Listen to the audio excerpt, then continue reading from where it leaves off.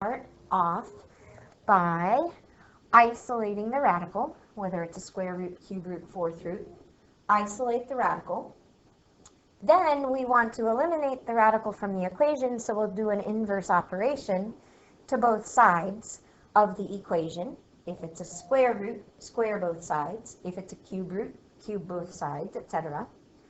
You're going to, at that point, end up with a linear equation or a quadratic equation in most cases. So we'll solve that linear or quadratic equation. It could even be a polynomial equation. We will have to check for extraneous solutions. We might get some solutions that are true for the linear equation or quadratic equation, but do not still balance the original equation. So we'll have to check. Let's start with some examples. Here's one. We want to isolate the radical. Here is the radical and its contents. So I want to start by subtracting 9 from both sides of the equation. And now I have a radical all by itself equal to 2. Well, we would like the radical to be eliminated from the equation. We can do that with an inverse operation. Square both sides.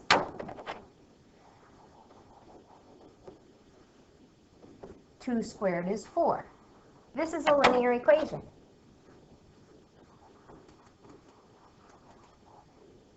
We combine like terms, isolate the x, subtract 8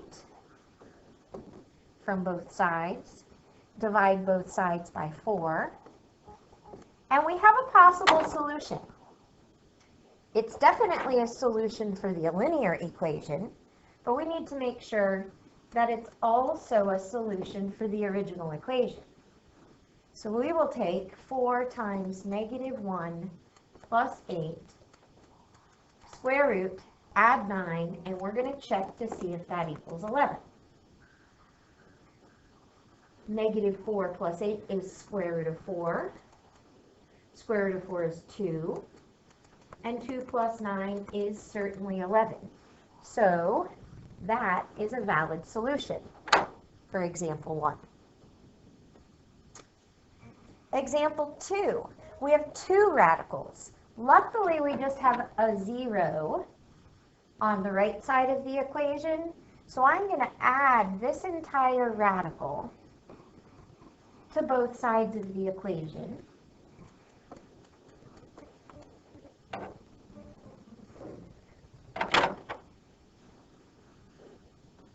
And in doing so, I've isolated both radicals.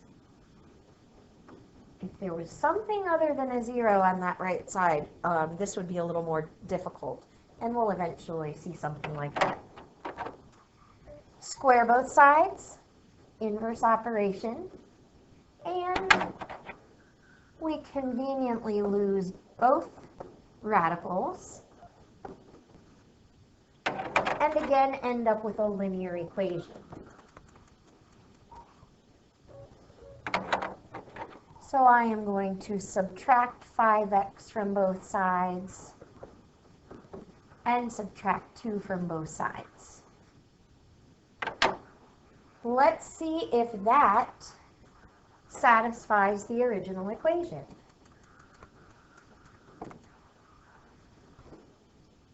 As soon as I plug in a negative, it doesn't matter what else happens, because actually it's going to feel like this equation would balance. But right here we end up with an imaginary. Oh, let's see.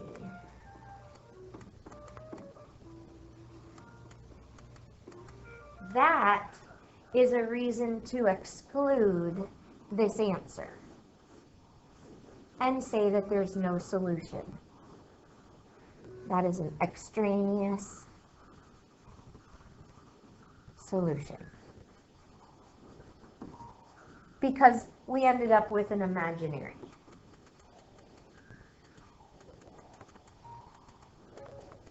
Another way we'll end up with an extraneous solution is if you plug it in and the equation doesn't balance. Okay, I'm going to skip to example 4. Here is our radical.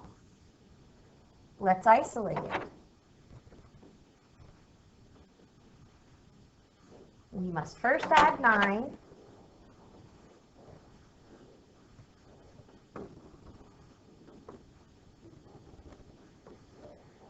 And then right here, that means -2 times the radical. The inverse operation of multiplication is division.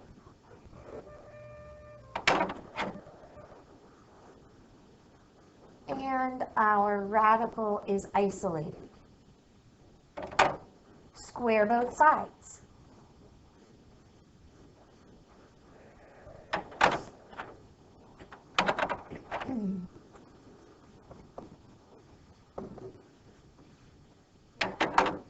And we have a linear equation to solve.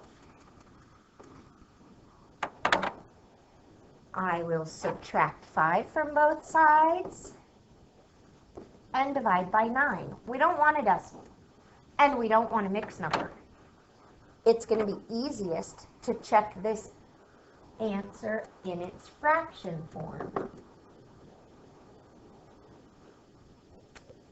Let me redo that because I don't want that to look like it's the root index.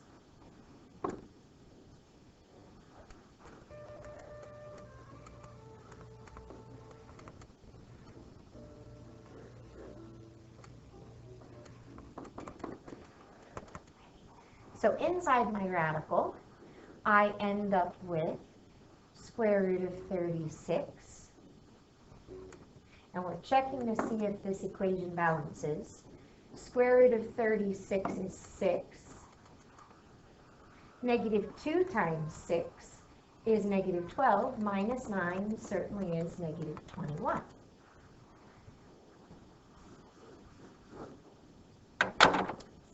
Let's do one more example that's similar to this style. Here is our radical. Let's isolate it.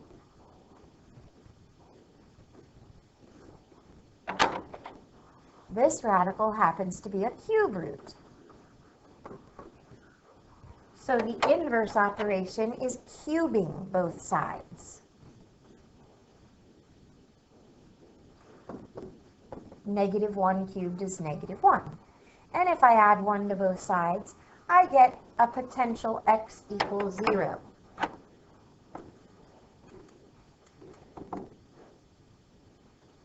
Cube root. We're checking to see if the equation balances. The cube root of -1 is -1, and -1 plus 4 is 3.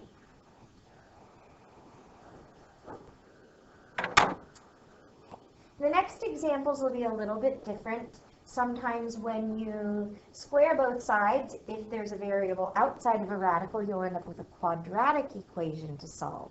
That's what we'll look at next. Radical equation, what makes this one different is that we still have a variable inside of the radical that we need to get outside of the radical untrapped. But we also have a variable outside of the radical. So what happens when we square both sides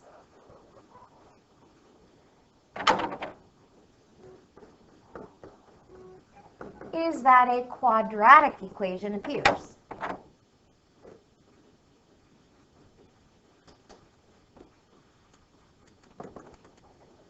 And the way we solve quadratic equations is to set them equal to 0.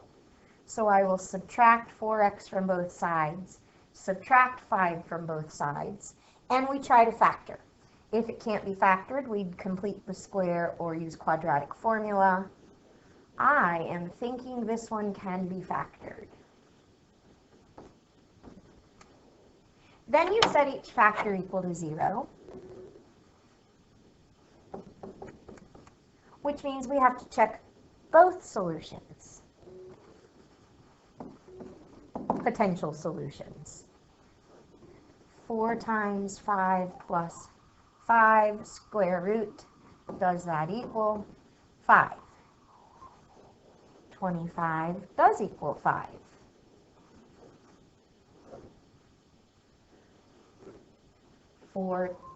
4 times negative 1 plus 5, does that equal negative 1? And it does not.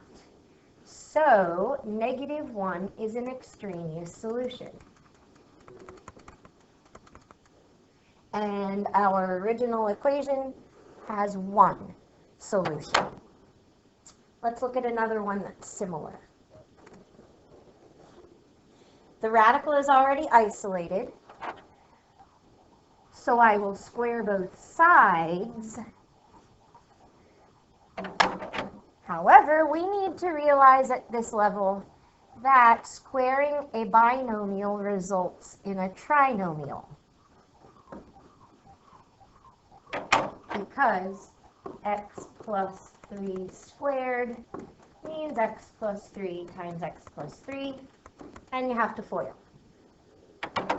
Again, we end up with a quadratic equation, so we will set it equal to 0 by subtracting x from both sides and subtracting 5 from both sides.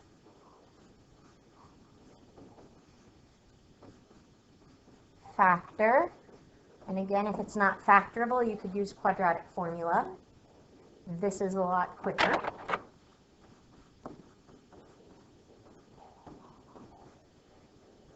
And this time, as we check, we plug in a negative 4.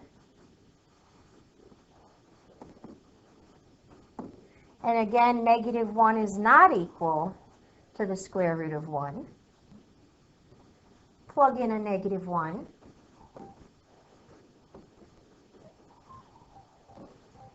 And 2 is equal to the square root of 4. So our one solution is x equal negative 1.